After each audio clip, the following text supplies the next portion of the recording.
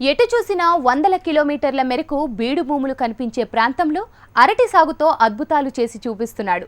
ప్రకృతి సాగులో మొదట ఓడినప్పటికీ తరువాత విజయం దిశగా అడుగులు వేశాడు.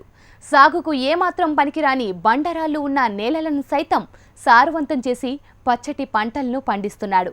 అరటి తోటల సాగులో లాభాల బాటలో నడుస్తున్న మహారాష్ట్ర సతారా జిల్లా రైతు సంగతేంటో ఓసారి చూద్దాం పదండి. ఈ రైతు పేరు బాగల్ బాబాసాహెబ్.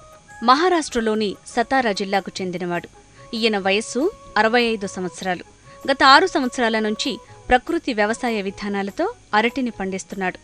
G9 అనే వెరైటీని సాగు చేస్తున్నాడు.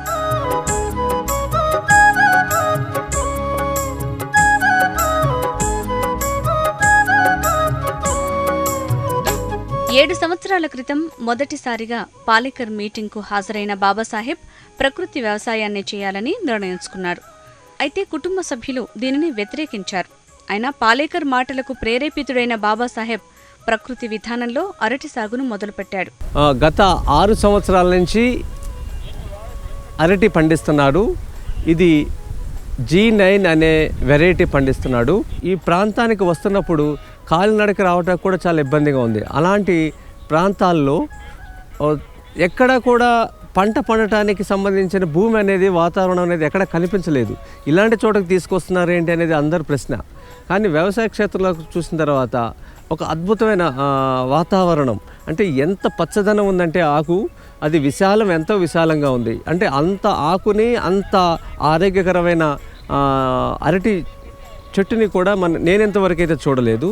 గెల అక్కడ ఆయన పండించిన గెల 70 కేజీలు హయ్యెస్ట్ వచ్చింది. సాధారణంగా చూస్తే 40-45 కేజీలు ఉంది. యావరేజ్ని చూస్తే 50 కేజీలు ఒక్కొక్క గెల ఉంది. ఇది ఆయన సాధారణంగా 30 రూపాయలకి కేజీ చొప్పున అమ్మితే కూడా మంచి ఆదాయ వనరు వస్తుంది. ఇది 5వ సంవత్సరం ఆయన చేయబట్టి ఈ విధంగా. వాహనాలు వెళ్లేందుకు కూడా వీల్లేని రాళ్లతో నిండిన ప్రాంతంలో బాబాసాహెబ్ అరటిని సాగు చేస్తున్నాడు. ఎక్కడా పంట పండించేందుకు అనుకూలమైన నేలలు కనిపించవు. కానీ అతని వ్యవసాయ క్షేత్రం మాత్రం పచ్చదనంతో పరవశింపజేస్తోంది. అందులోనూ ఈ రైతు పండించిన గెల 75 కేజీల దిగుబడి వస్తోంది. సాధారణ గెల 40-45 కేజీలు ఉంటుంది. 30 రూపాయలకు కేజీ అరటిని అమ్మినా ఆదాయం వస్తుంది. ఇలా గత 6 సంవత్సరాలుగా అరటిని సాగు చేస్తూ మంచి దిగుబడిని పొందుతున్నాడు ఈ రైతు. అరటి మొక్కలు ఎప్పుడైతే నాటాడో గెల వచ్చేంత వరకు దాని చుట్టుపక్కల భూమిలోంచి వచ్చే పిలకలు అన్నీ కూడా కత్తిరించాల్సిందనే విషయం చెప్పాడు.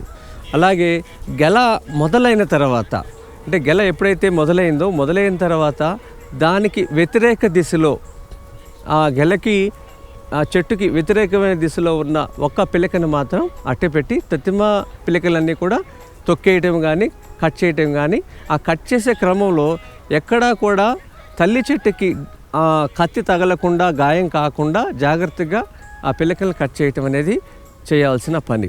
ఈ విధంగా గెల వచ్చిన తర్వాత గెలని కట్ చేసుకున్నాడు, చెట్టును మాత్రం అలాగే ఉంచాడు.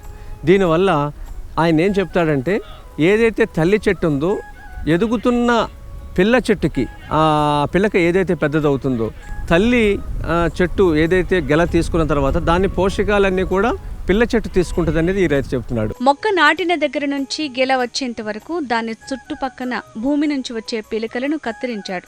గెల మొదలైన తర్వాత దానికి వ్యతిరేక దిశలో ఒక పిలకను పెంచేవాడు. తల్లి చెట్టుకు గాయం కాకుండా పిలకలను కత్తిరించేవాడు. గెల దిగుబడి వచ్చిన తర్వాత గెలను మాత్రమే తీసుకుని చెట్టును అలాగే పొలంలో ఉంచుతాడు. దీనివల్ల తల్లి చెట్టులో ఉన్న పోషకాలన్నీ ఎదుగుతున్న పిల్ల చెట్టుకు అందుతాయని రైతు చెప్తున్నాడు. పిల్ల చెట్టు ఎంత ఎదిగితే తల్లి చెట్టు అంత క్షీణిస్తుంది. ఈ రైతు క్షేత్రంలో 3 తరాల చెట్లను మనం చూడొచ్చు. వ్యవసాయ రంగం అనుభవం లేని వాళ్ళు కూడా ఈ వ్యవసాయ క్షేత్ర దర్శనం చేస్తే ఇట్టే అర్థమైపోద్ది. పాదం పెట్టగానే ఎంత మృదువుగా ఉంటుందంటే, ఎక్కడి నుంచో మరపట్టించి మెత్తని మట్టిని జల్లెడబట్టి ఈ భూమిలో వేసి సేద్యం చేసినట్టు ఉందనిపిస్తుంది. కానీ అదేమీ జరగలేదు. అక్కడ చూస్తున్న అంతా కూడా గత 5 సంవత్సరాల నుంచి మారిన భూమి, వానపాములు ఏదైతే సూక్ష్మ పోషకాలను వేరు వ్యవస్థకి అందిస్తాయి అని చెప్తారో, అనే మన కంటికి కనిపించిన అనేక సూక్ష్మ జీవరాశులు జీవామృతం రూపంలో వచ్చి, జీవామృతం అనేది ఎప్పటికీ ఎరువు కాదు మొక్కకి, ఇది ఒక కల్చరు. మానవాళికి ప్రకృతికి ఉపయోగపడే అనేక జీవరాశుల నిలయం అదనమాట. అవన్నీ కూడా ఆ భూమిని మొక్కకు కావాల్సిన సూక్ష్మ పోషకాలు 18 రకాల మట్టిలో ఉన్న సూక్ష్మ పోషకాలను వేరు వ్యవస్థకు అందించే పని చేస్తాయి. ఇతని పొలంలో భూమి కనిపించదు. అన్ని పంట వ్యర్థాలు పొలంలోనే చూడొచ్చు. పంట వ్యర్థాన్ని మల్చింగ్గా ఉపయోగిస్తున్నారు. 10 అడుగుల దూరంలో ఉన్న భూమిని రైతు వ్యవసాయ క్షేత్రాన్ని పరిశీలిస్తే అసలు పొంతనే ఉండదు. వ్యవసాయ రంగంలో లేనివారు కూడా ఈ రైతు క్షేత్రాన్ని సందర్శిస్తే ఖచ్చితంగా సాగువైపు అడుగులు వేస్తారనటంలో ఎలాంటి అతిశయోక్తి లేదు.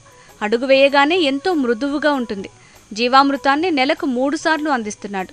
కంటికి కనిపించని అనేక జీవరాశులకు నిలయం ఈ నేల. పెట్టుబడి లేని ప్రకృతి విధానాలను అవలంబించడం వల్ల అరటి చెట్లు చాలా బలంగా, ఎత్తుగా, ఆకులు కూడా ఎంతో పచ్చగా, విశాలంగా ఉన్నాయి. ఏదీ కూడా ఒరగలేదు. ఒరిగినా ఎలాంటి సపోర్ట్ ఇవ్వలేదు. ప్రకృతి వ్యవసాయంలో ఎవరి మీద ఆధారపడాల్సిన అవసరం లేదు అని పంటే రైతుకు చెప్తోంది. ఈ భూములను చూసి పాలేకర్ తత్వాన్ని అర్థం చేసుకున్న వారంతా తెలుగు రాష్ట్రాల్లో ఉన్న నేలల్లో ఎంతో గొప్పగా పెట్టుబడి లేని ప్రకృతి వ్యవసాయాన్ని చేయవచ్చు. ఈ విధానాన్ని త్వరగా అర్థం చేసుకోవడానికి క్షేత్ర దర్శనం చేసుకోవాల్సిన అవసరం ఎంతైనా ఉందంటున్నారు ప్రకృతి వ్యవసాయ ప్రేమికులు.